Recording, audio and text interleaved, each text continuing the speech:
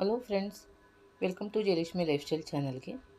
ಇದು ಗುರುವಾರದ ರಾತ್ರಿ ನಾನು ಕಿಚನ್ ಕ್ಲೀನ್ ಮಾಡ್ಕೊತಾ ಇದ್ದೀನಿ. ಶುಕ್ರವಾರ ಬೆಳಗ್ಗೆ ಕಡೆ ಆಷಾಢ ಶುಕ್ರವಾರ ಅಲ್ಲ, ಹಾಗಾಗಿ ಬೆಳಗ್ಗೆನೇ ಕೆಲಸ ಜಾಸ್ತಿ ಇರುತ್ತೆ. ಜೊತೆಗೆ ರಾತ್ರಿ ನಾವು ಆದಷ್ಟು ಮನೆ ಕ್ಲೀನನ್ನು ಮಾಡಿಟ್ಕೊಂಡಿದ್ರೆ ಒಳ್ಳೆಯದು. ಈಗ ನಾನು ಕಿಚನ್ ಕ್ಲೀನನ್ನು ಮಾಡ್ಕೊಂಡು ಇವಾಗ ಅಡುಗೆ ಊಟ ತಿಂಡಿ ಎಲ್ಲ ತಿಂಡಿ ರಾತ್ರಿಯ ಊಟ ಎಲ್ಲ ಆಗಿದೆ. ರಾತ್ರಿ 9 ಗಂಟೆ ಆಲ್ರೆಡಿ ಈಗ ನಾನು ಅದಕ್ಕೆ ಪಾತ್ರೆ ಸ್ಟವು ಎಲ್ಲ ನೀಟಾಗಿ ಕ್ಲೀನ್ ಮಾಡ್ಕೊಂಬಿಡ್ತಾಯಿದ್ದೀನಿ. ರೆಗ್ಯುಲರಾಗೆ ಮಾಡ್ತೀವಿ ಇದನ್ನು. ನೈಟು ಊಟ ಆದಮೇಲೆ ಒಂದ್ಸಲ ಕಿಚನ್ ಕ್ಲೀನ್ ಪಾತ್ರೆ ಎಲ್ಲ ತೊಳೆದು ಮತ್ತು ಸ್ಟವ್ ಎಲ್ಲ ಒರೆಸ್ಕೊಂಡು ನಾವು ಆದಷ್ಟು ನೈಟು ಕಿಚನ್ ಕ್ಲೀನ್ ಮಾಡಿ ಇಟ್ಟಿರ್ತೀವಿ. ಅದ್ರ ಜೊತೆಗೆ ಇವತ್ತು ನಾನು ದೇವ್ರ ಮನೆಯೂ ಕೂಡ ಕ್ಲೀನ್ ಮಾಡಿ ಇಟ್ಕೋಬೇಕು. ಹಾಗಾಗಿ ನಾನು ಫಸ್ಟು ಇದೆಲ್ಲನೂ ಕ್ಲೀನ್ ಮಾಡ್ಕೊಂಡ್ಬಿಡ್ತೀನಿ. ಯಾಕೆಂದರೆ ನಾವು ಅಡುಗೆ ಮನೆಯಲ್ಲಿ ಎಂಜಲು ಅದೆಲ್ಲ ಇದ್ದಾಗ ದೇವ್ರ ಸಾಮಾನು ತೊಳೆಯೋದಕ್ಕಾಗಲ್ಲ. ಹಾಗಾಗಿ ನಾನೇನು ಮಾಡ್ತಾಯಿದ್ದೀನಿ, ಫಸ್ಟು ಸಿಂಕಲ್ಲಿರೋ ಪಾತ್ರೆ ಎಲ್ಲ ತೊಳೆದು ಇರೋ ಅಡುಗೆ ಎಲ್ಲ ಮಿಕ್ಕಿರೋದೆಲ್ಲ ಸ್ವಲ್ಪ ಒಂದು ಬಟ್ಲಲ್ಲಿ ಎತ್ತಿಟ್ಟು ಸ್ಟವ್ ಎಲ್ಲ ಒರೆಸಿ ತೊಳ್ಕೊತಿದ್ದೀನಿ. ತೊಳೆದು ಒಂದು ಕಡೆ ಎಲ್ಲ ಎತ್ತಿಟ್ಟು ನೀಟ್ ಮಾಡ್ಕೊಂಡ್ರಾಗ ನಮಗೆ ಬೆಳಗ್ಗೆ ಎದ್ದು ಅಡುಗೆ ತಿಂಡಿ ಮಾಡೋದಕ್ಕೂ ಈಸಿ. ಜೊತೆಗೆ ವಾರದ ದಿವಸ ನೈಟು ಸ್ಟವ್ ಎಲ್ಲ ಒರೆಸಿ ಕ್ಲೀನ್ ಮಾಡಿ ಇಟ್ಕೊಂಡಾಗ ನಮಗೆ ಬೆಳಗ್ಗೆ ಸ್ನಾನ ಮಾಡಿ ಬಂದು ನಾವು ಇಟ್ಕೊಳ್ಳೋದಕ್ಕೂ ಸುಲಭ ಆಗುತ್ತೆ. ನೋಡಿ, ಕಿಚನೆಲ್ಲ ಪೂರ್ತಿ ಕ್ಲೀನ್ ಮಾಡಿಕೊಂಡು ನಾನು ಸ್ಟವ್ ಕೂಡ ಒರೆಸಿ ನೀಟ್ ಮಾಡ್ಕೊಂಡು ಇಟ್ಕೊಂಡಿದ್ದೀನಿ. ಈಗ ದೇವ್ರ ಮನೆಯೆಲ್ಲ ಕ್ಲೀನ್ ಮಾಡ್ಕೊತಾ ಇದ್ದೀನಿ, ದೇವ್ರ ಸಾಮಾನೆಲ್ಲ ತೆಗೆದು. ಇನ್ನೊಂದೇನೆಂದರೆ, ಶುಕ್ರವಾರ ಕೂಡ ನಾವು ದೇವ್ರ ಸಾಮಾನು ತೆಗಿಬಾರ್ದು ಅನ್ನೋದೊಂದು ಪದ್ಧತಿ ಇದೆಯಲ್ವ. ರೆಗ್ಯುಲರು ನಾನು ಗುರುವಾರ ಸಂಜೆ ಅಥವಾ ನೈಟು ಮಾಡ್ಕೊತೀನಿ. ಗುರುವಾರ ಏನಂದರೆ, ಗುರುವಾರ ವಾರ ಮಾಡಿ ದೀಪ ಎಲ್ಲ ಹಚ್ಚಿರ್ತೀವಲ್ವ, ಹಾಗಾಗಿ ಮೊದಲೆಲ್ಲ ಮಾಡೋಕ್ಕಾಗಲ್ಲ. ನೈಟ್ ನಾನು 9 ಗಂಟೆ ಮೇಲೆ ಇದನ್ನೆಲ್ಲ ತೆಗೆದು ತೊಳೆದು ಕ್ಲೀನ್ ಮಾಡಿ ಇಟ್ಕೊತೀನಿ. ಆದಷ್ಟು ಗುರುವಾರ ಇದು ಕಂಪಲ್ಸರಿ ಮಾಡ್ಕೊಳ್ಳೋ ಅಂಥ ಒಂದು ಕೆಲಸ. ನೈಟು ಸ್ವಲ್ಪ ಒಂದು 10-10:30 ಆಗುತ್ತೆ. ಆದರೆ ಅಷ್ಟೊತ್ತಿಗೆ ಇದನ್ನೆಲ್ಲ ಕ್ಲೀನ್ ಮಾಡಿ ನೋಡಿ ದೇವ್ರ ಸಾಮಾನೆಲ್ಲ ತೊಳೆದು ಒರೆಸಿ ಇಟ್ಬಿಟ್ಟಿದ್ದೀನಿ. ಇದು ನೈಟದ ನನ್ನ ರೊಟೀನು. ಅಂದರೆ ಶುಕ್ರವಾರ ಮಾಡೋದಕ್ಕೆ ಗುರುವಾರದ ನೈಟು ರೆಗ್ಯುಲರಾಗಿ ಮಾಡುವಂಥದ್ದು. ಇದು ಮಾರ್ನಿಂಗ್ ಶುಕ್ರವಾರ 4 o'clock ಎದ್ದೋಳೋಣ ಅಂತ ಅಂದ್ಕೊಂಡೆ. ಅದೇ ರಾತ್ರಿ ಲೇಟ್ ಆಯ್ತಲ್ಲ ಮಲಗಿದ್ದು. 4 ಗಂಟೆಗೆ ಅಲಾರಾಮ್ ಹೊಡೆದ್ರೂ ಎದ್ದೋಳೋಕ್ಕೆ ಆಗಲಿಲ್ಲ. ಆದರೂ ಹೇಗೋ 4:30ಗೆ ಎದ್ದಿದ್ದು. 4:30ಗೆ ಎದ್ದು ಎಲ್ಲ ಜೋಡಿಸ್ಕೊಳ್ತಾ ಇದ್ದೀನಿ. ಪಾತ್ರೆಗಳೆಲ್ಲ ಹಾಗೆ ಇತ್ತಲ್ಲ, ಅದನ್ನು ಸ್ವಲ್ಪ ಜೋಡಿಸ್ಕೊಂಡು ಹಾಗೆ ಸ್ಟವ್ದೆಲ್ಲ ಸ್ಟ್ಯಾಂಡ್ಗಳೆಲ್ಲ ಹಾಕ್ಕೊಂಡು ಕ್ಲೀನ್ ಮಾಡಿಕೊಂಡು ಬೆಳಗಿನ ತಿಂಡಿನ ಮಾಡೋಕ್ಕಿದ್ದು ಮಾಡಿ. ನಂದೇನಾಗಿದೆ ಅಂದರೆ, ಬೆಳಗ್ಗೆ ಬೇಗ ಎದ್ದ ತಕ್ಷಣ ಸ್ನಾನ ಮಾಡಿ ಪೂಜೆ ಮಾಡೋದು ಸ್ವಲ್ಪ ಕಷ್ಟವಾದ ಕೆಲಸ. ಯಾಕೆಂದರೆ ಸುವಾಸು ಸ್ಕೂಲ್ಗೆ 7 o'clockಗೆ ಹೊರಟುಬಿಡ್ತಾನೆ. ಅವನು ಹೋಗೋ ಅಷ್ಟೊತ್ತಿಗೆ ನಾನೇನು ಮಾಡಬೇಕು, ಆದಷ್ಟು ತಿಂಡಿ ಕೆಲಸಗಳು ಮುಗಿಸ್ಕೊಂಬಿಡ್ಬೇಕು. ಈಗ ಅವನು ಆಲ್ರೆಡಿ ಎದ್ದು ಓದ್ತಾ ಇದ್ದಾನೆ. ಹಾಗಾಗಿ ಅವ್ನಿಗೊಂದು ಸ್ವಲ್ಪ ಹಾಲೆಲ್ಲ ಕಾಯಿಸಿ ಅವ್ನಿಗೊಂಚೂರು ಹಾಲು ಕೊಟ್ಟು ನಾನು ಒಂಚೂರು ಕಾಫಿ ಮಾಡ್ಕೊಂಡು ಕುಡಿತೀನಿ. ಯಾಕೆಂದರೆ ಬೆಳಗ್ಗೆ ಬೇಗ ಎದ್ದಿದ್ದೀನಿ, ಚಳಿ ಮಳೆ ಎಲ್ಲ, ಸ್ವಲ್ಪ ಒಂಚೂರು ಕಾಫಿ ಕುಡಿದ್ರೆ ಫ್ರೆಶ್ ಆಗ್ತದೆ. ಇಲ್ಲಾಂದರೆ ತಲೆನೋವು ಸ್ಟಾರ್ಟ್ ಆಗಿಬಿಡುತ್ತೆ. ಹಾಗಾಗಿ ಅದಕ್ಕೇನು ಮಾಡ್ತೀನಿ, ನಾನು ಸ್ವಲ್ಪ ಒಂಚೂರು ಅವ್ನಿಗೂ ಒಂಚೂರು ಹಾಲು ಕಾಯಿಸ್ಕೊಟ್ಟು ನಾನು ಒಂಚೂರು ಕಾಫಿ ಮಾಡ್ಕೊಂಡು ಕುಡಿತೀನಿ. ಕುಡಿದು ಮುಂದಿನ ಕೆಲಸಗಳ್ನ ಶುರು ಮಾಡ್ತೀನಿ. ಒಂದೊಂದು ಸಾರಿ ಇವತ್ತು ನಾನು ಬೆಳಗಿನ ನನ್ನ ರೊಟೀನ್ನ ಮಿಸ್ ಮಾಡ್ಕೊತಾ ಇದ್ದೀನಿ. ಯಾಕೆಂದರೆ ಬೆಳಗ್ಗೆ ಎದ್ದರೆ ಸ್ವಲ್ಪ ಜೀರಿಗೆ ನೀರು, ಬಿಸಿ ನೀರು ಏನೋ ಒಂದೆರಡು ಗ್ಲಾಸು ಕುಡಿದು ಕೆಲಸ ಮುಂದುವರಿಸ್ತಾ ಇದ್ದೆ. ಆದರೆ ಇವತ್ತು ಅದನ್ನೆಲ್ಲ ಮಾಡ್ತಾ ಕೂತ್ಕೊಳ್ಳೋದಕ್ಕೆ ಟೈಮ್ ಇಲ್ಲ. ಯಾಕೆಂದರೆ ಇನ್ನೂ ನಾನು ಹೊರಗಡೆ ಬಾಗಿಲು ತೊಳೆದು ಮೆಟ್ಲೆಲ್ಲ ತೊಳೆದು ರಂಗೋಲಿ ಹಾಕಿ ಬರಬೇಕು. ಹಾಗಾಗಿ ಆ ಕೆಲಸಗಳು ಮಾಡಬೇಕಾದ್ರೆ ಇವಾಗ ಬೇಗ ಇನ್ನು 4:30 ಆಗಿರುತ್ತಿರೋದ್ರಿಂದ ನಾನು ಈಗ ಆಚೆ ಹೋಗೋದಕ್ಕಿಂತ ಮೊದಲು ಇಲ್ಲಿ ಒಳಗಿನ ಕೆಲಸ ಎಲ್ಲ ಮಾಡಿಕೊಂಡು ಸ್ವಲ್ಪ ಪ್ರಿಪೇರ್ ಮಾಡಿಬಿಟ್ಟು ಒಂದು 5 ಗಂಟೆ ಮೇಲೆ ಹೊರಗಡೆ ಹೋಗ್ತೀನಿ. ತುಂಬ ಬೇಗ ಹೋಗೋಕ್ಕೆ, ಆಚೆ ಹೋಗೋದಕ್ಕೂ ಸ್ವಲ್ಪ ಭಯ ಅನಿಸುತ್ತೆ. ಯಾಕೆಂದರೆ ಜನ ಯಾರೂ ಎದ್ದಿರಲ್ಲ, ನಮಗೂ ಅನಿಸಲ್ಲ. ಈಗ ನಾನು ಅದಕ್ಕೆ ಹೊರಗಡೆ ನೋಡ್ತಾ ಇದ್ದೀನಿ. ಇವತ್ತು ಆಷಾಢ ಶುಕ್ರವಾರ ಆದರೂ ಯಾರೂ ಅಷ್ಟು ಜನ ಎದ್ದಿಲ್ಲ. ಏನಾಗುತ್ತೆ, ಅಷ್ಟು ತಲೆ ಕೆಡಿಸ್ಕೊಳ್ಳಲ್ಲ ಕೆಲವರು. ನಮಗೇನಂದರೆ ಮಾಡಬೇಕಾದಂಥ ಪದ್ಧತಿ ಕೆಲಸಗಳು ಶುಕ್ರವಾರ ಅಂದರೆ ನಮಗೇನೋ ಒಂದು ವಿಶೇಷವಾದ ಹಬ್ಬ ಇದ್ದಂಗೆ. ಅದರಲ್ಲಿ ಇವತ್ತು ಆಷಾಢ ಶುಕ್ರವಾರ ಅಂದರೆ ಪ್ರತಿಯೊಬ್ಬರ ಮನೆಯಲ್ಲೂ ಲಕ್ಷ್ಮೀ ಪೂಜೆ, ದುರ್ಗಿ ಪೂಜೆ, ಚಾಮುಂಡೇಶ್ವರಿ ಪೂಜೆ ಮಾಡ್ತಾ ಇರ್ತಾರಲ್ವ. ಹಾಗಾಗಿ ನಮಗೂ ಮಾಡಬೇಕು ಅನಿಸುತ್ತೆ. ಇವತ್ತು ದೇವಸ್ಥಾನಕ್ಕೆ ಬೇರೆ ಹೋಗಬೇಕು, ಚಾಮುಂಡೇಶ್ವರಿ ದೇವಸ್ಥಾನಕ್ಕೆ. ಮಧ್ಯಾಹ್ನ ಹೋಗೋದು, ಅದು 12 ಗಂಟೆಗೆ. ಹಾಗಾಗಿ ನಾನು ಬೆಳಗಿನ ಕೆಲಸ, ಅದಕ್ಕೆ ನಾನು ಸ್ವಲ್ಪ ತಿಂಡಿಗೆ ಏನು ಬೇಕೋ ರೆಡಿ ಮಾಡಿ ಇಟ್ಕೊತಾ ಇದ್ದೀನಿ. ಸ್ವಲ್ಪ ಚಪಾತಿ ಹಿಟ್ಟು ಕಲಸಿ ಕುಂಬಳಕಾಯಿ ಪಲ್ಯ ಮಾಡೋಣ. ಅಂಥೇಳಿ ರೆಡಿ ಮಾಡ್ಕೊತಾ ಇದ್ದೀನಿ. ಸ್ವಲ್ಪ ತರಕಾರಿ ಎಲ್ಲ ಕುಂಬಳಕಾಯಿ ಸ್ವಲ್ಪ ಹಚ್ಚಿಟ್ಟು, ಹಾಗೆ ಚಪಾತಿ ಹಿಟ್ಟು ಕೂಡ ಕಲಸಿಟ್ಬಿಟ್ರೆ ಅದು ನೆಂದ್ಕೊಳ್ಳುತ್ತೆ. ನಾನು ಯಾಕೆಂದರೆ 6:30ಗೆಲ್ಲ ಚಪಾತಿ ಹಾಕಬೇಕಲ್ವ, ಅದು ಅಟ್ಲೀಸ್ಟ್ 1 ಅವರ್ ಆದರೂ ಚಪಾತಿ ಹಿಟ್ಟು ಸ್ವಲ್ಪ ನೆಂದರೆ ಮೃದುವಾಗಿ ಸಾಫ್ಟಾಗಿ ಬರುತ್ತೆ. ಕ್ಯಾರಿಯರ್ಗೆಲ್ಲ ಕಟ್ಟೋದಕ್ಕೆ ನಂಗೆ ಸುಲಭ ಆಗುತ್ತೆ. ಅದಕ್ಕೆ ನಾನು ಚಪಾತಿ ಹಿಟ್ಟನ್ನು ಕಲಿಸ್ಕೊಳ್ತಾ ಇದ್ದೀನಿ. ರೊಟೀನ್ ಅಂತಲೇ ನಮಗೆ ಬೆಳಗ್ಗೆ ಎದ್ದು ಪ್ರತಿದಿನ ನಾವು ಇವತ್ತು ಒಂದು ದಿವಸದ ವಿಶೇಷತೆನ ನಾವು ವಿಡಿಯೋ ಮಾಡಿ ಹಾಕ್ತೀವಿ, ವಿಡಿಯೋದಲ್ಲಿ ಹೇಳ್ತೀವಿ. ಆದರೆ ಹೆಣ್ಮಕ್ಳು ಅಂದಮೇಲೆ ಪ್ರತಿ ದಿವಸವೂ ಇದೇ ಕೆಲಸ, ಇದೇ ರೊಟೀನ್ ಆಗಿರುತ್ತೆ. ಒಂದು ದಿವಸ ಜಾಸ್ತಿ ಕೆಲಸ ಇರುತ್ತೆ, ಒಂದು ದಿವಸ ಕಡಿಮೆ ಕೆಲಸ ಇರುತ್ತೆ. ಈಗ ನಮ್ಮ ಬಗ್ಗೆ ನಾವೇನಾದರೂ ಮಾಡ್ಕೋಬೇಕು ಅಂದಾಗ ನಾವು ಏನೋ ಒಂದು ಅರ್ಜೆಂಟು. ನೋಡಿ, ಇವಾಗ ನನಗೆ ಇವತ್ತು ಬಿಸಿನೀರು ಕುಡಿಯೋಕ್ಕೂ ಆಗ್ತಾಯಿಲ್ಲ. ಏನೋ ಮಾಡಿಕೊಂಡು ಯಾವುದೇ ಥರ ಜೀರಿಗೆ ಕಷಾಯ ಅಂಥದ್ದೇನೂ ಮಾಡ್ಕೊಂಡು ಕುಡಿಯೋಕ್ಕೂ ಆಗ್ತಿಲ್ಲ. ಹಾಗೆ ನಮ್ಮದು ಇದು ಏನಾಗುತ್ತೆ, ಒಂದಲ್ಲ ಒಂದು ಕೆಲಸಗಳು ಮಾಡ್ತಿರಬೇಕು, ಅರ್ಜೆಂಟು. ಇವತ್ತು ಮಂಗಳವಾರ, ಇವತ್ತು ಸೋಮವಾರ, ಇವತ್ತೆಲ್ಲ ಆಚೆ ಹೋಗ್ತಾ ಇದ್ದೀನಿ, ಇವತ್ತು ಶುಕ್ರವಾರ ಅಂಥೇಳಿ ಪ್ರತಿ ದಿವಸವೂ ನಾವು ಒಂದು 4 o'clock 4:30ಗೆ ಎದ್ದೇಳ್ತೀವಿ. ಹಾಗೆ ಕೆಲಸಗಳು ಮಾಡಿಕೊಂಡು ಅದ್ರ ಜೊತೆಗೆ ಅಡುಗೆಗೂ ಇಟ್ಕೊಂಡು ನಾವು ಕೆಲಸ ಮಾಡೋದು. ಮತ್ತು ಮಕ್ಕಳುಗಳಿದ್ದಾಗಂತೂ ತುಂಬಾ ಅವ್ರಿಗೆ ರೆಡಿ ಮಾಡಬೇಕು, ಸ್ಕೂಲಿಗೆ ಕಳಿಸ್ಬೇಕು ಅನ್ನೋದೇ ಒಂದು ಕೆಲಸ ಆಗಿರುತ್ತೆ. ಅದರಲ್ಲೂ ಈಗಂತೂ ವರ್ಕಿಂಗ್ ವುಮೆನ್ಸ್ಗಳು ಕೆಲ್ಸಕ್ಕೆ ಹೋಗ್ತಾರಲ್ಲ, ಅಪ್ಪ ತುಂಬಾ ಕಷ್ಟ ಅನಿಸುತ್ತೆ. ಯಾಕೆಂದರೆ ಬೆಳಗ್ಗೆ ಬೇಗ ಎದ್ದು ರೊಟೀನ್ ಇವೆಲ್ಲ ಕೆಲಸ ಮಾಡಿ, ಮಕ್ಳಿಗೆ ಪ್ರಿಪೇರ್ ಮಾಡಿ, ಗಂಡನಿಗೆ ಕ್ಯಾರಿಯರ್ಗಳು ಕಟ್ಟಿ, ಅವರು ಕೂಡ ಒಂದು ಕ್ಯಾರಿಯರ್ಗೆ ಹಾಕ್ಕೊಂಡು ಹೊರಗಡೆ ಕೆಲ್ಸಕ್ಕೆ ಹೋಗ್ತಾರಲ್ಲ, ರಿಯಲಿ ಹೆಣ್ಮಕ್ಳನ್ನ ನಾವು ಒಪ್ಕೋಬೇಕು. ಆದರೆ ಕೆಲವ್ರು ಹೇಳ್ತಾರೆ, ಏನು ಮಾಡ್ತೀರಾ ಮನೆಯಲ್ಲಿ ಅಂತ ಕೇಳ್ತಾರೆ. ಏನು ಮಾಡೋಕ್ಕಾಗತ್ತೆ, ನೀವು ಏನು ಬೆಳಗ್ಗೆ ಎದ್ದು ಮಾಮೂಲಿ ಅದೇ ಕೆಲಸ ತಾನೇ ಮಾಡೋದು ಅಂತ ಹೇಳ್ತಾರೆ.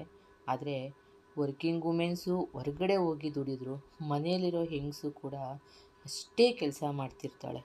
ಏಕೆಂದರೆ ಮಕ್ಕಳನ್ನ ಬೆಳಗ್ಗೆ ಕಳಿಸಿ ಬೆಳಗ್ಗೆ ಎದ್ದವಳ ಬಟ್ಟೆ, ಮನೆ ಒರೆಸೋದು, ಪೂಜೆ ಪುನಸ್ಕಾರಗಳು ಅಂತ ನೋಡಿಕೊಂಡು, ಮತ್ತು ಅವಳ ಒಂದು ಕೆಲಸಗಳು. ಈಗ ನಾನು ಅಷ್ಟೇ ಒಂದು ಟೈಲರಿಂಗ್ ಕ್ಲಾಸ್ ಮಾಡ್ತೀನಿ, ಅದನ್ನು ಕೂಡ ನಾನು 1 hour ಬಟ್ಟೆ ಹೊಲ್ಕೊಳ್ತಾ ಇರ್ತೀನಿ.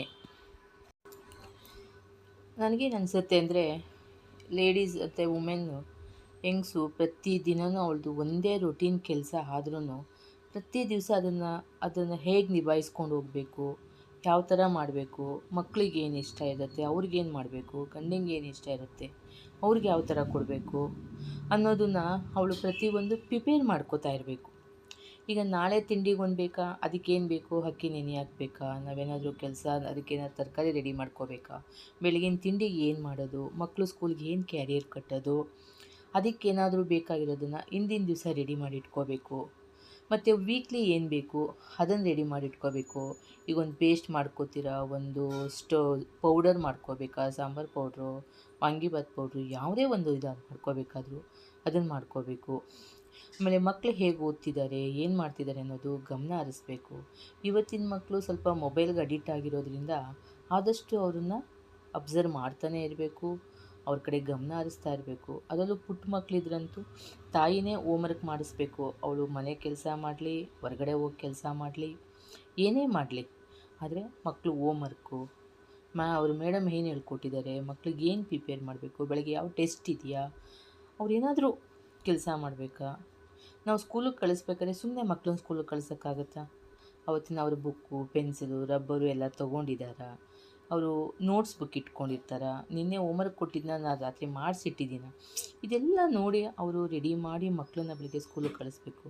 ಮತ್ತು ಮನೆಯ ಹಿರಿಯರಿದ್ದರೆ ಅವ್ರನ್ನ ಅವ್ರಿಗೇನು ಬೇಕೋ ನೋಡಬೇಕು.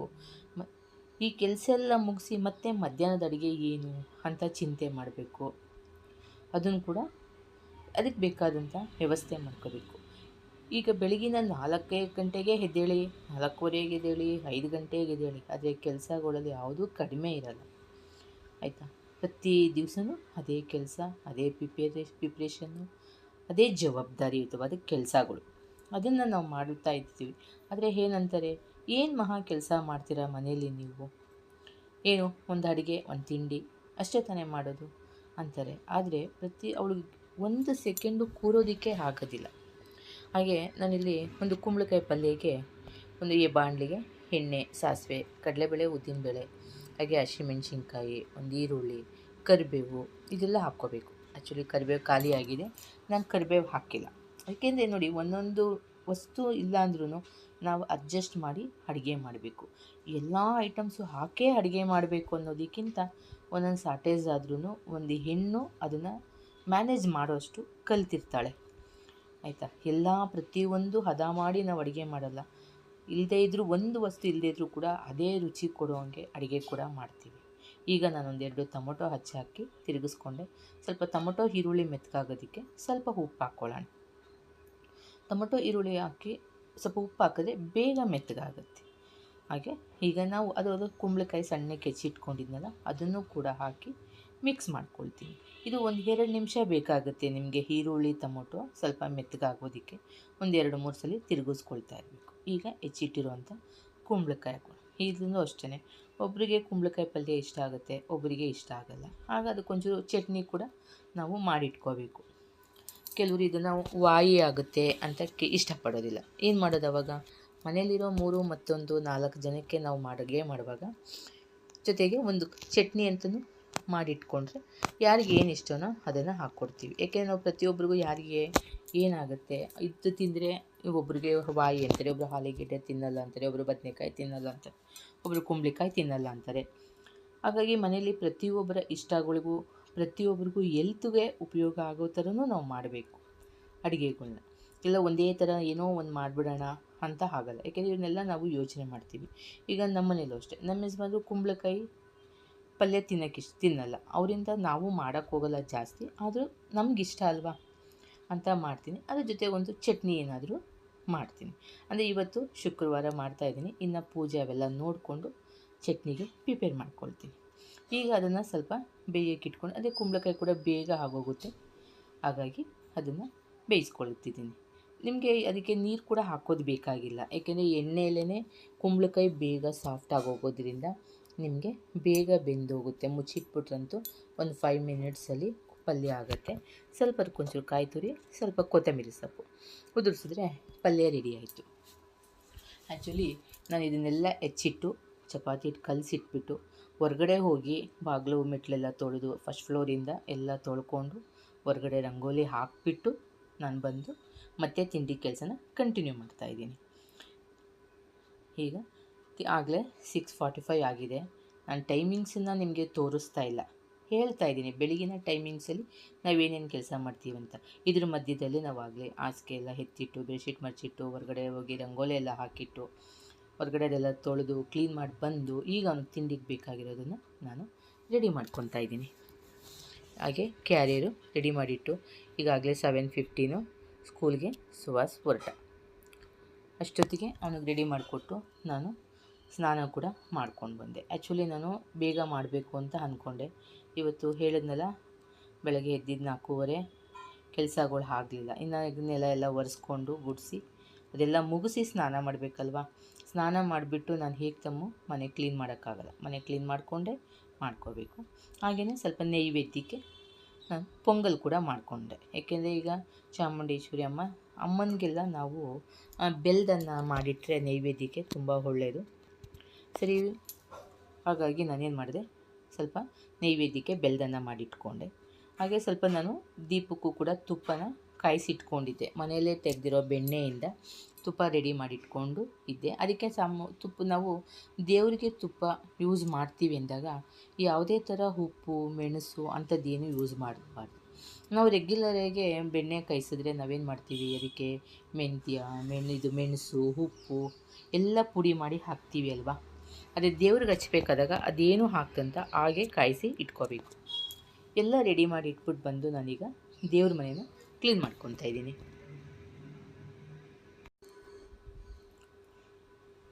ಈಗ ಒಂದು 10 ನಿಮಿಷ ನಾನೆಲ್ಲ ಕೂತು ದೇವ್ರ ಪೀಠಗಳು ಅದನ್ನೆಲ್ಲ ಒರೆಸ್ಕೊಂಡು ಕುಂಕುಮ ಇಟ್ಕೊಂಡು ಕಳಸ ಎಲ್ಲ ರೆಡಿ ಮಾಡ್ಕೊತೀನಿ. ಹಾಗೆ ನಾನು ನಿಮಗೆ ಹೇಳ್ತಾ ಇದ್ದೆ, ನಾವು ಮನೇಲಿರೋ ಹೆಂಗಸೇ ಆದ್ರೂ ಲೇಡೀಸೇ ಆದ್ರೂ ನಮ್ಮ ಕೆಲಸಗಳು ಎಷ್ಟಿರುತ್ತೆ ಅಂತ. ನೋಡಿ, ಇವಾಗ ನಾನು 4:15 ಒಂದೇ ಸಮ ಕೆಲಸ ಮಾಡ್ತಾಯಿದ್ದೀನಿ. ಆಗಲೇ 7:30 ಆಯಿತು. ಸುಹಾಸ್ ಕೂಡ ಸ್ಕೂಲ್ಗೆ ಹೋಗಾಯಿತು. ಆದರೂ ನನಗೆ ಇನ್ನೂ ಪೂಜೆ ಮಾಡೋಕ್ಕಾಗಿಲ್ಲ. ಅಂದರೆ ಕೆಲಸಗಳು ಎಷ್ಟಿರುತ್ತೆ ಮನೇಲಿ ಅಲ್ವಾ. ಹಾಗೆ ವರ್ಕಿಂಗ್ ವುಮೆನ್ಸು ಅಷ್ಟೇ ರಿಯಲಿ ಎಷ್ಟು ಕಷ್ಟಪಡ್ತಾರೆ ಅಲ್ವಾ. ಹೊರಗಡೆನೂ ದುಡ್ದು ಮನೆಯಲ್ಲೂ ಮಾಡಿ ಎಲ್ಲ ಮಾಡ್ತಾರೆ. ಆದರೆ ನಮಗೇನಂತಾರೆ, ನೀವೇನು ಮಹಾ ಕೆಲಸ ಮಾಡ್ತೀರಾ ಲೇಡೀಸು ಅಂತಾರೆ. ಆದರೆ ಒಬ್ಬ ಕೆಲಸದೊಳಗೆ ಸಂಬಳ ಕೊಡಬೇಕು ಅಂದರೆ ಒಂದು ಬಟ್ಟೆ ಒಗೆಯೋದಕ್ಕೆ ಸಂಬಳ ಕೊಡಬೇಕು, ಅದು ನೆಲ ಒರೆಸೋಕ್ಕೆ, ಪಾತ್ರೆ ತೊಳೆಯೋಕ್ಕೆ. ಅಂದರೆ ಇವತ್ತು ಯಾರೇ ಕೆಲಸದವರು ಸಿಕ್ಕಿದ್ರೂ 5,000ಕ್ಕಿಂತ ಕಮ್ಮಿ ಯಾರೂ ಕೆಲಸ ಮಾಡಲ್ಲ. ಅದರಲ್ಲೂ ಅವರು ಮಾಡೋ ಕೆಲಸ ನಮಗೆ ಸ್ಯಾಟಿಸ್ಫ್ಯಾಕ್ಷನ್ ಆಗಲ್ಲ, ಇಷ್ಟ ಆಗೋದಿಲ್ಲ. ಅವರು ಒರೆಸೋದು, ನೆಲ ಒರೆಸೋದಾಗಲಿ, ಒಂದು ಬಟ್ಟೆ ಒಗೆಯೋದಾಗಲಿ, ಅದರಲ್ಲೂ ಈಗ ನನಗಂತೂ ಖಂಡಿತ ಇಷ್ಟ ಆಗೋಲ್ಲ.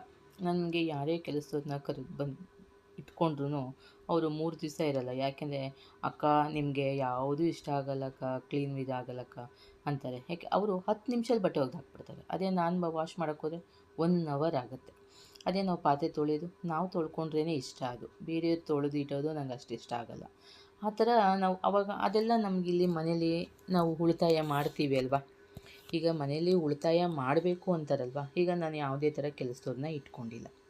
ಒಂದು ಸಾಮಾನ್ಯವಾಗಿ ಸ್ವಲ್ಪ ಜನ ಅಷ್ಟೇ ಕೆಲಸದವ್ರನ್ನ ಇಟ್ಕೊಳ್ಳೋದು, ಎಲ್ರೂ ಕೆಲಸದವ್ರನ್ನ ಇಟ್ಕೊಂಡಿರಲ್ಲ. ಅದೇ ಒಂದು ಕೆಲಸದವ್ರನ್ನ ಇಟ್ಕೊಂಡ್ರೆ ಮನೆ ಯಜಮಾನ ಅನ್ನಿಸ್ಕೊಂಡವರು ಕೆಲಸದವ್ರಿಗೂ ಸಂಬಳ ಕೊಡಬೇಕು, ಬಟ್ಟೆಗೂ ಇದು ಮಾಡಿ ಪೌಡರ್ ತೊಗೊಬಾ, ಅದಕ್ಕೆ ಸೋಪ್ ತೊಗೊಬಂದು ಅದು ಖರ್ಚುಗಳು, ಕೆಲಸದೊಳಗೂ ಖರ್ಚು.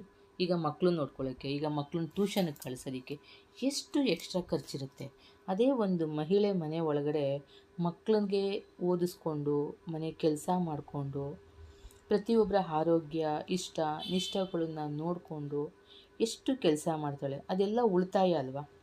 ಉಳಿತಾಯ ಅಂದರೆ ಏನು? ಹಣ ಇಟ್ಟು ಕೂಡಿಡೋದೇ ಉಳಿತಾಯನ? ಬರೋ ಸೈಜಲ್ಲಿ ಪ್ರತಿಯೊಬ್ಬ ಮಹಿಳೆನೂ ಒಬ್ಬ ಕೆಲಸದವ್ರಿಗಾಗಲಿ ಕೊಡ್ದೇನೆ ಪ್ರತಿಯೊಂದು ಕೆಲಸನೂ ತಾನೇ ಮಾಡಿಕೊಂಡು ತಾನೇ ಇದು ಮಾಡಿ ಎಲ್ಲನೂ ದುಡಿತಿರ್ತಾಳೆ.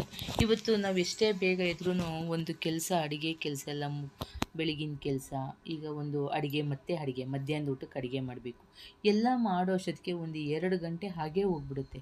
2 ಗಂಟೆ ತನಕನೂ ಆಕೆ ಎಷ್ಟು ದುಡಿತಾಳೆ ಅಂದರೆ ರೆಸ್ಟ್ ಇಲ್ಲದೇ ಸುಧಾರಿಸ್ಕೊಳಕ್ಕೆ ಆಗದಿರೋಷ್ಟು ಅವಳು ಕೆಲಸ ಮಾಡ್ತಿರ್ತಾಳೆ.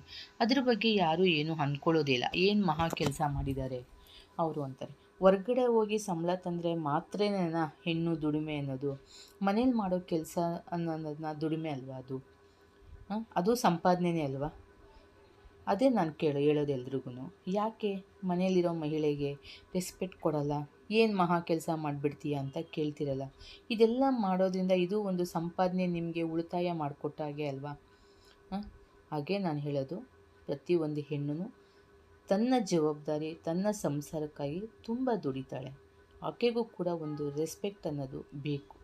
ನಾನಿವತ್ತು ಶುಕ್ರವಾರ ಇದೆಲ್ಲ ಹೇಳ್ತಿದ್ದೀನಿ ಅಂದರೆ ನೀವೇನು ಅನ್ಕೋತೀರಿ, ಏನಿದು ವಾರ ಮಾಡ್ತಿದ್ದಾರೆ, ದೇವ್ರ ಪೂಜೆ ಮಾಡ್ತಿದ್ದಾರೆ, ಇನ್ನೇನೋ ಮಾತಾಡ್ತಿದ್ದಾರೆ ಅಂತ ಅನ್ನಿಸ್ತಿದೆ ಅಲ್ವಾ. ಪ್ರತಿಯೊಬ್ಬರು ಅದು ಯಾಕೆ ಅಂದರೆ ಎಲ್ಲರೂ ಹೇಳ್ತಿದ್ದಾರೆ ಉಳಿತಾಯ ಮಾಡಬೇಕು, ದುಡ್ಡಿನ ಉಳಿತಾಯ ಮಾಡಬೇಕು. ಅದರಲ್ಲೂ ಲೇಡೀಸ್ ಉಳಿತಾಯ, ಖಂಡಿತ ಲೇಡೀಸು ಯಾರೂ ಹೇಳ್ಕೊಡ್ಬೇಕಾಗಿಲ್ಲ. ಅದು ಅವ್ರಿಗೆ ಹುಟ್ಟಿದಾಗಿಂದ ಅವರ ಜನ್ಮಸಿದ್ಧ ಹಕ್ಕಾಗೇ ಬಂದ್ಬಿಟ್ಟಿರುತ್ತೆ. ದೇವರು ಅಂಥ ಬುದ್ಧಿನ ಅವರಿಗೆ ಕೊಟ್ಟೇ ಇರ್ತಾನೆ. ಏಕೆಂದರೆ ಅವರು ಪ್ರತಿಯೊಂದರಲ್ಲೂ ಉಳಿತಾಯ ಮಾಡೋದೇ ಮಾಡ್ತಾರೆ. ಅದನ್ನ ತೋರಿಸ್ಕೊಳ್ಳೋದಕ್ಕೆ ಹೇಳೋದಕ್ಕೆ ಆಗೋದಿಲ್ಲ, ಅದನ್ನು ಯಾರೂ ನೋಡೋದೂ ಇಲ್ಲ. ಆಯಿತಾ? ನಮಗಾಗಿ ನಾವೇನೂ ಮಾಡ್ಕೊಳ್ಳಲ್ಲ, ಪ್ರತಿ ಕ್ಷಣ ಮನೆ ಅನ್ನೋದನ್ನೇ ನಾವು ನೋಡ್ತಾ ಇರ್ತೀವಿ ಅಷ್ಟೇ. ಈಗ ಮಧ್ಯಾಹ್ನ 1 ಅವರು ಸಾಮಾನ್ಯವಾಗಿ ಎಲ್ಲೋ ಒಬ್ಬೊಬ್ಬರು ಮಧ್ಯಾಹ್ನ ಮಲಗ್ಬೋದು ಅಷ್ಟೇ. ಈಗ ಕೆಲವರೆಲ್ಲ ಮಾಡೋಕ್ಕೋಗಲ್ಲ. ಆವಾಗ ಅವ್ರು ಏನು ಮಾಡ್ತಾರೆ, ಒಂದು ಬಟ್ಟೆ ಐರನ್ ಮಾಡಿಡೋದು, ಮಕ್ಕಳು ಯೂನಿಫಾರ್ಮ್ ಐರನ್ ಮಾಡಿಡೋದು, ಮತ್ತು ಯಾವುದಾದ್ರೂ ಸ್ಟಿಚ್ಗಳು ಹಾಕಿಡೋದು, ಅಥವಾ ಏನಾದರೂ ಮ್ಯಾಗ್ಝಿನ್ನ ಯಾವುದೋ ಒಂದು ಕವನ ಬರೀತಾರೆ, ಒಂದು ಕವಿತೆ ಬರೀತಾರೆ, ಇಲ್ಲ ಒಂದು ಟೈಲರಿಂಗ್ ಕೆಲಸ ಮಾಡ್ತಾರೆ. ಈ ಥರ ತುಂಬ ಮಾಡ್ಕೊತಾ ಇರ್ತಾರೆ. ಹಾಗೆ ಸಂಜೆ ಆಗ್ತಾನೆ ಮಕ್ಕಳು ಬರ್ತಿದ್ದಂಗೆ ಅವರು ನೋಡ್ಕೊಳ್ತಾರೆ. ಅವ್ರಿಗೆ ಬೇಕು ಬೇಡಗಳು, ತಿಂಡಿ ಬೇಕಾ, ಏನು ಬೇಕು ಅದನ್ನು ಇದು ಮಾಡ್ಕೊಳ್ತಿರ್ತಾರೆ.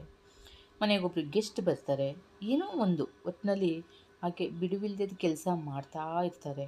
ಆದರೆ ಏನಂತಾರೆ, ಮನೇಲಿ ಕೂತ್ಕೊಂಡು ಏನು ಮಾಡ್ತೀಯಾ? ಇದು ಒಂದು ಪ್ರಶ್ನೆ. ಇದು ನನಗೆ ತುಂಬ ಅಭ್ಯಾಸ ಆಗಿದೆ. ನೀನು ಮನೇಲಿ ಕೂತ್ಕೊಂಡು ಏನು ಮಾಡ್ತೀಯಾ ಅಂತಾರೆ. ಹಾಗೆ ಏನು ಮಹಾ ಕೆಲಸ ಮಾಡಿಬಿಡ್ತೀಯಾ ಅಂತಾರೆ. ಆದರೆ ನಾವು ಏನು ಮಾಡ್ತೀವಿ ಇದೆಲ್ಲ ಯಾಕೆ ಗೊತ್ತಾಗೋದಿಲ್ಲ ಎಲ್ರಿಗೂ. ಹೆಣ್ಣು ಹೊರಗಡೆ ಹೋಗಿ ದುಡ್ದು ಸಂಬಳ ತಂದ್ರೂ ಅವಳದು ಅದೇ ಜೀವನ, ಮನೇಲಿದ್ದು ಮಾಡ್ತಿದ್ದಾಗಲೂ ಅದೇ ಜೀವನ, ಅದೇ ಕೆಲಸ, ಅದೇ ಇದು ಮಾತುಗಳು ಅಂದಾಗ ಸ್ವಲ್ಪ ಬೇಜಾರಾಗುತ್ತೆ. ಹಾಗಾಗಿ ನಾವು ಆದಷ್ಟು ಹೆಣ್ಮಕ್ಳು ಯೋಚನೆ ಮಾಡಿ ಕೆಲಸ ಮಾಡಬೇಕು. ನಾನು ಹೇಳೋದಿಷ್ಟೇ. ಇರಲಿ, ಇವತ್ತು ಶುಕ್ರವಾರ ಪೂಜೆ ಮಾಡೋಣ ದೇವರಿಗೆ ಹತ್ರ. ಇವತ್ತು ಶುಕ್ರವಾರ ಕಳೆದ ನೆಕ್ಸ್ಟು ಭಾನುವಾರ ಭೀಮನ ಅಮಾವಾಸ್ಯೆ. ಅವತ್ತು ಗಂಡನ ಪೂಜೆ ಮಾಡೋದು ಅಂತಾರೆ. ಸಾಮಾನ್ಯವಾಗಿ ನಮ್ಮಲ್ಲಿ ಆ ಪದ್ಧತಿ ಇಲ್ಲ. ಹಾಗಾಗಿ ನಾನು ಭಾನುವಾರದ ಯಾವುದೇ ಪೂಜೆದನ್ನು ನಾನು ನಿಮಗೆ ಹಾಕ್ತಾಯಿಲ್ಲ. ಬರೀ ಶುಕ್ರವಾರದ ಮಾತ್ರ ಪೂಜೆ ಹಾಕ್ತಿದ್ದೀನಿ. ಮತ್ತು ಸೋಮವಾರ ಶ್ರಾವಣ ಶುರುವಾಯಿತು. ಮತ್ತು ನಮ್ಮ ರೊಟೀನ್ ಕೆಲಸ ಕ್ಲೀನಿಂಗ್ ಕೆಲಸಗಳು, ಏಕೆಂದರೆ ಇನ್ನು ಹಬ್ಬಗಳೆಲ್ಲ ಸ್ಟಾರ್ಟ್ ಆಗುತ್ತೆ. ವರಮಹಾಲಕ್ಷ್ಮಿ ಹಬ್ಬ ಬರುತ್ತೆ.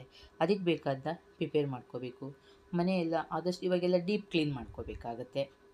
ಏಕೆಂದರೆ ಹಬ್ಬಗಳು ಅಂತ ಅಂದಾಗ ನಾವು ಪ್ರತಿದಿನ ಎಷ್ಟೇ ಕ್ಲೀನು ಎಷ್ಟೇ ಕೆಲಸ ಮಾಡ್ತಾಯಿದ್ರು ಕೂಡ ಹಬ್ಬದ್ದು ಅಂದಾಗ ನಮಗೆ ಏನನ್ಸುತ್ತೆ, ಡೀಪ್ ಕ್ಲೀನ್ ಮಾಡಿದಾಗ್ಲೇ ಒಂದು ಸಮಾಧಾನ, ಸಂತೋಷ. ಹಾಗಾಗಿ ನಾವು ಡೀಪ್ ಕ್ಲೀನ್ ಮಾಡ್ಕೋಬೇಕು. ಈಗ ಅದರ ಬಗ್ಗೆ ನಾವು ಮತ್ತೆ ಹೀಗೆ ರೊಟೀನ್ ಒಂದು ಮುಗೀತು ಮತ್ತೊಂದು ಸ್ಟಾರ್ಟ್ ಆಗುತ್ತೆ, ಅದು ಮುಗಿಯುತ್ತೆ ಮತ್ತೊಂದು ಸ್ಟಾರ್ಟ್ ಆಗುತ್ತೆ.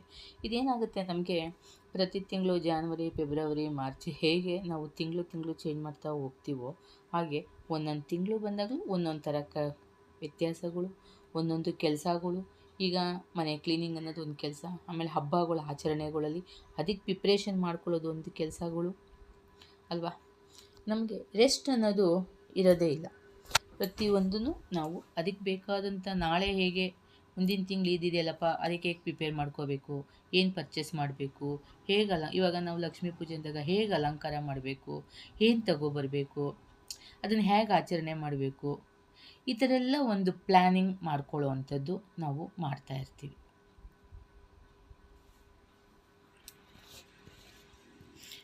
ಹಾಗೆ ಯಜಮಾನ್ರೂ ಇದ್ದಾರೆ.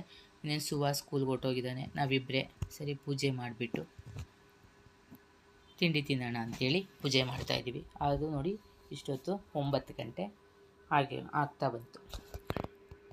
ಏನು 9 ಗಂಟೆ ಹಾಗೆ ಹೋಯಿತು ನಾನು ಪೂಜೆ ಮಾಡಿ ಮುಗಿಸೋ ಅಷ್ಟೊತ್ತಿಗೆ.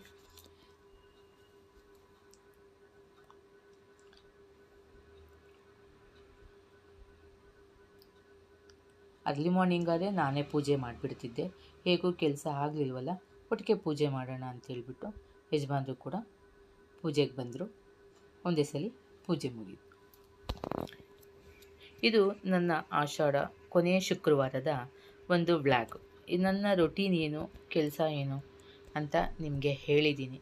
ಹಾಗೆಯೇ ಒಂದು ಹೆಣ್ಣು ಪ್ರತಿ ದಿವಸ ಹೇಗೆ ಅವಳ ಜವಾಬ್ದಾರಿಗಳನ್ನು ನಿಭಾಯಿಸ್ತಾ ಹೋಗ್ತಾಳೆ ಅನ್ನೋದನ್ನು ನಾನು ನಿಮಗೆ ತಿಳಿಸ್ದೆ. ಅದು ಎಲ್ರಿಗೂ ಗೊತ್ತಿದೆ, ಎಲ್ಲರೂ ಅಂದ್ಕೊತೀರ ಸರಿಯೇ ಅಂತ ಹೇಳ್ಬಿಟ್ಟು.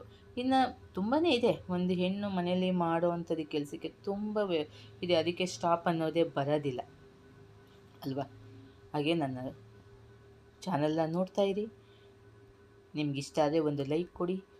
ನಾನು ಏನು ಹೇಳಿದ್ನೋ ಅದು ನಿಮಗೇನು ಅನ್ನಿಸ್ತು ಅಂತ ಒಂದು ಮೆಸೇಜ್ ಹಾಕಿ ಕಾಮೆಂಟ್ ಮಾಡಿ, ಓಕೆನಾ. ಹೊಸಬ್ರು ಯಾರಾದರೂ ನೋಡ್ತಾಯಿದ್ರೆ ಸಬ್ಸ್ಕ್ರೈಬ್ ಮಾಡ್ಕೊಳ್ಳಿ. ಹಾಗೆ ಒಂದು ಬೆಲ್ ಐಕಾನ್ ಒತ್ತಿ. ನಾನು ಹಾಕೋ ವೀಡಿಯೋಸ್ ಎಲ್ಲ ನಿಮಗೆ ಮೊದಲು ಬರುತ್ತೆ. ನೋಡಿ ನಿಮಗೇನು ಅನಿಸುತ್ತೋ ನನಗೆ ತಿಳಿಸಿ. ಒಂದು ಲೈಕ್ ಕೊಡೋದನ್ನು ಖಂಡಿತ ಮರಿಬೇಡಿ. ನೀವೊಂದು ಲೈಕ್ ಕೊಟ್ಟಾಗ ನನಗೂ ಕೂಡ ಖುಷಿಯಾಗುತ್ತೆ. ನನಗೂ ಮುಂದೆ ವೀಡಿಯೋ ಮಾಡೋಕ್ಕೆ ಪ್ರೋತ್ಸಾಹ ಸಿಕ್ಕಿದಂಗೆ ಆಗುತ್ತೆ. ಅಂದರೆ ಹೌದಪ್ಪ, ನಾನೇನಾದರೂ ಮಾಡ್ತಾ ಇದ್ದಾಗ ನನಗೆ ಜನ ಇದ್ದಾರೆ, ಅವರು ನನ್ನ ಬಗ್ಗೆ, ನನ್ನ ಅನಿಸಿಕೆ ಬಗ್ಗೆ ಒಂದು ಒಳ್ಳೆಯ ಅಭಿಪ್ರಾಯ ತಿಳಿಸ್ತಾರೆ ಅಂದ್ಕೊಂಡಿದ್ದೀನಿ. ಧನ್ಯವಾದ.